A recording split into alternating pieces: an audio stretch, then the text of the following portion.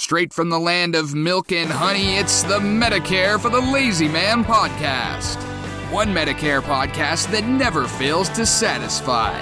From time to time, he wanders off the reservation, Medicare expert Doug Jones.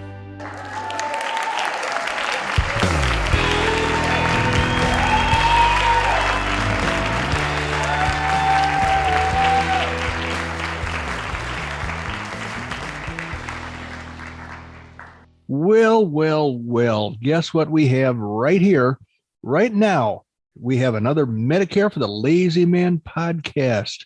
This is episode 319, and we couldn't be more happy to bring it to you, the listening audience. Thank you so much for joining us today. I am Doug Jones, and as you heard my Canadian nephew, Drew McMillan, announce, I am going to be your Medicare expert for today, maybe for tomorrow as well. Actually, for as long as you want me to be, unless I'm struck by lightning or something like that. We have a podcast that is designed to help people feel more comfortable about the transition from Obamacare to Medicare. It doesn't need to be scary, and it can often be a positive influence in your life, a positive event. Once you cross over that divide, you'll find that your protection is pretty solid and pretty cost effective. Now, people often ask me, Doug, aren't you insulting a lot of your audience by directing your book to lazy men, Medicare for the Lazy Man, and directing your podcast to lazy men? Who is this lazy man? Well, I'm really talking about people who are not lazy, but they are trepidatious about Medicare. They have a mental block in some cases. In other cases, they spend a lot of time and effort studying Medicare because they are afraid of the consequences of not knowing everything there is to know about Medicare.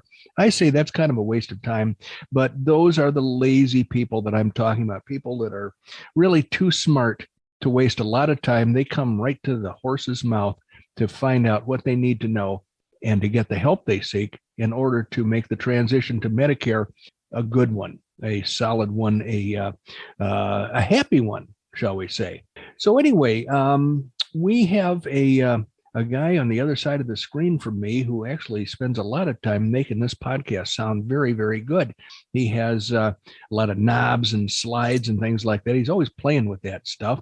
And his name is Randy Carson. Perhaps he can join us now. Randy, are you there? Good morning, Doug. Good Yes, morning. Yes, I am. I've been up for, several hours getting all the tubes warmed up and the microphones in place. And, it's a long effort to get this thing going every morning. And it's especially difficult when I have to ask Mary to drag you in out of the garage from working on your GTO.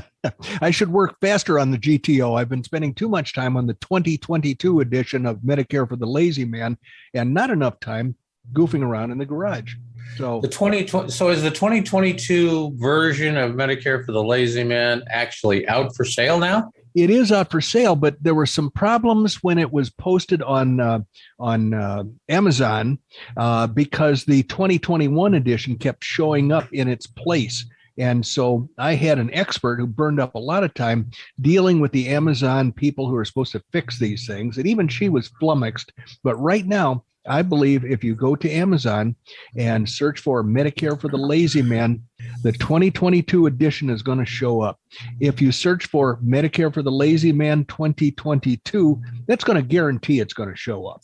And it's got a Kindle version, it's got a paperback version, and it's got a hardcover version. For the first time ever in the history of Amazon, we have a hardcover version of our book. I ordered one the other day and haven't seen it yet, so I don't know what it looks like. Well, the scribes are working on it as we speak. I think they're like little elves, and in fact, I ordered some paperbacks and one hardcover book, and it told me my order was broken up into 2 shipments. The paperbacks were going to be here in 2 days, which they were. The hardcover book was going to be 6 weeks, I think it was. Maybe it was 4 weeks. 6 weeks? Yeah. What in the world are they doing? Well, apparently they're writing it. Well, I do have to mention something, though, for the audience's benefit. Over the years, I have teased Doug unmercifully about the fact that he only gives me one copy of the book a year. Well, guess what showed up in my mailbox the other day? Gee, I don't know. What was that? 2 copies. Yeah, there you go. I'm tired of you embarrassing me in front of our audience. So call me Mr. Generous.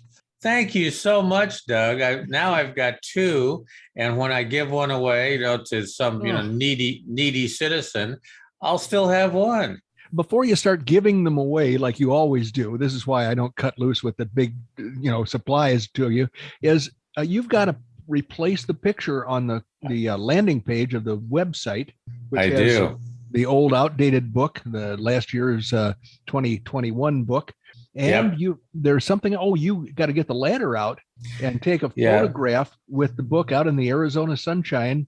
Yep, that's exactly right. I'm surprised you remember that, but let me tell the audience, this is such a technical job I have. I used to fancy myself as somewhat of a good still photographer, and I still don't do too bad. But in order to get, if you look at the website, that book stack that's on the landing page of the website, I take that every year with an actual stack of books, of Doug's actual books. And the way I do it is I have to wait till high noon in Arizona so the light is straight overhead and there's no shadows. And I get a ladder about 45 feet tall. I'm being a little facetious, but a good sized ladder. And then I position it so I can get that shot.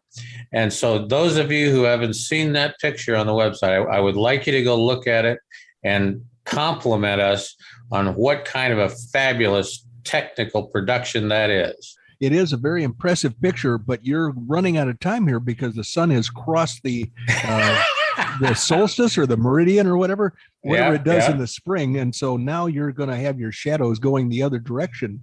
I know. So I got to get out there and get her done. Yeah, I can wait while you do that now if you like. Okay, I'll be right back. All right. Through the magic of recording technology, we're right back. He is now back.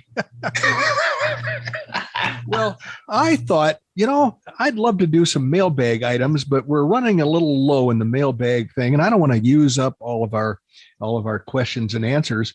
So I found I listened to a podcast put on by a fairly major insurance organization. And there's this girl who actually is the performer on the podcast. And boy, I'll tell you, it is, you'd think it would be insurance related, but often she talks about what her 9-year-old daughter likes to do. And I find myself shaking my head and clucking at her choice of podcast content for an insurance related podcast. She must be related to the owner of the company, because I would think that somebody should pull her up tight. But she had a podcast episode recently in which she discussed whether certain terms are acceptable to older people or not acceptable. And I'm counting myself in that because I am really, really old. Randy is a relative spring chicken compared to me. But she spent a good 10 minutes talking about what terms people should avoid using and what terms were okay to use and not to be irritated, because she's talking to insurance agents who deal with Medicare eligibles. And so she's trying to help them not irritate their potential clients. So the things I scribbled down were the word older. And I used it earlier in this podcast. Apparently, that's widely accepted if you talk about older people. If you talk about seniors, I hate that. I do not like seniors. But this list says, or the study that she quoted, said that it's okay for most people when you call them seniors. I don't like it. And if anybody calls me a senior, they're going to get seniored right up the nose. Baby boomers. Yeah, baby boomers is basically a description of people born between 1946 and 1964. So I don't really have a problem with that. Senior citizen? No, do not use that. It has a negative consequence. The same with elderly. It implies that one is frail or incapable if you call them elderly. But if you call them elder, then that's okay, according to this study. People don't have a problem with being called elder because it conveys honor and high regard. I say elder is a pretty short hop from elderly. And so I don't like either one of those. And here are several that they said, no, do not ever use them. You're going to irritate your potential client. Golden years. Geriatrics. When was the last time you were called a geriatric, Randy? I'm a geriatric. Positive aging. What the hell? I kid you not. I hate that. Oh, and successful aging is the other one. Stay away from all of them. For God's sakes, please, no. You successfully aged. And then they said, my God. And then they said, here's elder speak. Don't ever use elder speak because people that you talk to will think that you're talking down to them. And that is calling people sweetie, dear, or speaking in a high-pitched voice. She warns agents not to do that. And of course, Randy's typing all of these. He's taking careful notes on his keyboard as we discuss. Would you like to see some others that I don't want to see used? Yeah, lay them on me. One that just irritates me to death is silver anything. Silver sneakers, silver shoes. Unless you're talking to me about a silver Corvette, I don't want to hear about it. How about a silver-tongued devil? That'd be okay. Okay. And then there's one other I don't like, codger. I don't. That has a lot of negative connotations there. It does. But that's. I just thought I'd add that to the list. Well, I'm glad you did, because someday we'll have a list that's long enough to publish. But by then, the what do you call these people? The snowflakes will have introduced a whole new set of adjectives, and I'm not sure that we'll be able to keep the same list going. Well, as you saw, those of you who have been with us for many, many months. But anyway, Doug read an excerpt from one of his plagiarized books. I guess some people look at him and go, oh, copying is the what do they call that? Copying is the better part of imitation is the sincerest form of flattery. There we go. Yeah, that's not what I call it. I call it, that is what I was looking for. So thank you for that. But I was looking for thievery and plagiarism. Oh, that's a whole different term. But they used the term experienced. Yes, they did. Yeah. That's right. There was one of them said 65 years old and experienced more. Yes. They didn't even say more. Experienced additionally or something like that. Yeah, experienced additionally. They as I said earlier, they had no command of the English language whatsoever. That was so much fun to read. I wanted to buy the actual book so that I could have even more, because that was just the excerpt that Amazon allows on their website. But I didn't want to give any money or reward plagiarists. So I didn't buy the book, but it sure would have been fun to have that thing just to sit down by the fire and with a cocktail in my hand and read a few pages every night. That would have been fun. Yeah. But I have since gotten used to the idea, but initially, as you know, I was somewhat peeved. Oh, sure. Absolutely. Because those guys are out there. I just hope they're picking on somebody with a different vocation, because we're trying to help people get into Medicare in the best way possible without making any costly mistakes. And those guys are basically just looking for a quick buck. So I'm hoping they're off doing something else, picking on a different type of earning a living, a different type of activity, and leaving Medicare alone. That would be my hope anyway. So I agree. Speaking of things that are irritating, I know when I say this, you're going to have an involuntary spasm, but the content I want to read today is from that 52-page article, which I've broken up into a lot of parts. And this little segment is, are Medicare Advantage plans worth it, or are they a ripoff? Now, don't answer, Randy. Don't answer. He's giving me the sign. I know the answer. No, put that hand down. So, teacher, I know. Here's the thing. You kissing. Okay, so here's the article's content. It is impossible to make a blanket statement about Medicare Advantage being good or bad. I don't think that's true at all. In fact, I think I'm going to disagree with a lot of the content that I'm presenting today. This content is actually provided by, God, do I have the credits here? This is from the Kaiser family. I don't have the cover page. I think I ripped it off in disgust and threw it away. So let's just assume that this is written by people who are so fair-minded they want to present both the good and the bad about Medicare Advantage plans. So they say it is impossible to make a blanket statement about Medicare Advantage being good or bad. They're a lot more fair than I am. It all depends on your personal situation. For some people, extra benefits make them worth the potential risk and the inconvenience of having to get referrals to specialists. For others, they cost far more than original Medicare, making them a ripoff. The only way to know for sure is to understand the biggest disadvantage of Medicare Advantage, which is out-of-pocket costs, and balance that with your healthcare needs. When you do this, you will discover, and here's a list of things. Now, the out-of-pocket costs they're talking about are the co-pays and the deductibles and the cost sharing that occurs when you get medical treatment and you are seeking treatment from a Medicare Advantage plan that you have purchased. So when you balance that with your healthcare needs, you will discover, number one, if you are healthy, a Medicare Advantage plan is a great way to save money if you are healthy. If you take advantage of the preventive care benefits and additional benefits, you will get a lot for your money. And I'm going to change that to say you may get a lot for your money. In my book, Medicare for the Lazy Man, I make the bold statement that if you never need to use your health insurance, then a Medicare Advantage is a great plan to have. They don't cost all that much for the most part. And frankly, the drawbacks of a Medicare Advantage plan will not pester you, will not disturb you if you're not even using the benefits. Number two, if you have employer health benefits, that's another situation.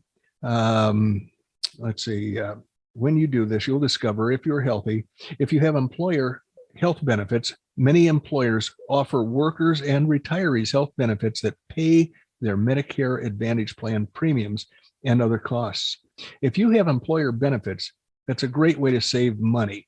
Number three, if you qualify for both Medicare and Medicaid, nearly 3 million people have a Medicare Advantage special needs plan, which we call a SNP, SNP, special needs plan. The majority of these people qualify for a SNP for financial reasons and pay minimal co-pays and co-insurance costs when they use the services. If you can qualify and a SNP is available in your county, it is the best way to get your health care. Now, I'm going to clarify this statement, number three, because a SNP is generally designed to provide special care for people who have a particular type of ailment. This article is saying that nearly 3 million people have one of these because they're poor, but there are also other reasons to have a special needs plan. And frankly, if you are poor, I think the best thing for you to do is to sign up for regular Medicare, Parts A and B, and then get a Medicare supplement plan, and then apply for Medicaid, because Medicaid, once you're approved, will pay for your Medicare supplement plan. And Medicare supplement is really the way to go if you want the best protection. So that's something to consider for you people that are destitute. Number four, if you're a veteran and have VA health benefits, you can be enrolled in both Medicare and the VA healthcare at the same time. When veterans are enrolled in both, Medicare is the primary payer and the VA is secondary. When receiving care at a VA facility, a veteran generally pays nothing. This holds true when receiving care at a non-VA facility if the veteran receives prior approval. Number five, if you have a chronic health condition, people with chronic health issues who do not have employer, Medicaid, or VA health benefits may find that Medicare Advantage is unaffordable for them. This is particularly true if their health condition frequently puts them in the hospital for emergency care or necessitates the regular use of specialists. Many diabetics fall into this category. For those people, original Medicare and Medigap plan are generally more cost effective, particularly if the supplement is purchased when the beneficiary is a person who has health care insurance through the Medicare or Medicaid program, turns 65, and has guaranteed issue rights. For millions of Americans, the disadvantages of Medicare Advantage plans make them unviable. You must weigh the pros and cons of Medicare Advantage plans for yourself to determine if a plan is good for your needs. So how are we doing time-wise, Randy? Well, if you were to compare it to gas for the yacht, Okay. we're going to have to float the rest of the way in, hoping for a little bit of current to get us all the way into the dock. Well, maybe we should do that because I think we've gone over on a few episodes lately, and I just crossed into another area of Medicare Advantage plans that looked like it was going to take a whole episode. So maybe we should just let the yacht float up to the dock and tie it up for today. All right. Well, I thoroughly enjoy every one of these conversations because I always learn something that I didn't know before. And I'm hoping the audience does too, because I've been listening to these podcasts from from the secondary standpoint for 3 years now. And Doug always brings up something that I never thought about. So it's always a good thing to listen to because it's always like an education or basically a refresher course, whatever have you, but it's always good. And the only thing that I know is that I don't like Medicare Advantage plans. Well, you don't fit in any of the categories they discussed in this article. So poo on you. All righty. Well, that's good because I'm not going to sign up. So anyway, thank you all for joining us. We certainly appreciate it. You have just spent about 32 and a half minutes with Doug Jones, the anti-insurance insurance guy and the newest captain of the Medicare for the Lazy Man yacht. And we are going to actually just have to float her in, right? Ahoy. Yeah, we're going to have to float it in. Float it in. Oh, yeah. And just make sure you don't hit the dock because that's a bad idea. All right. So long, mateys.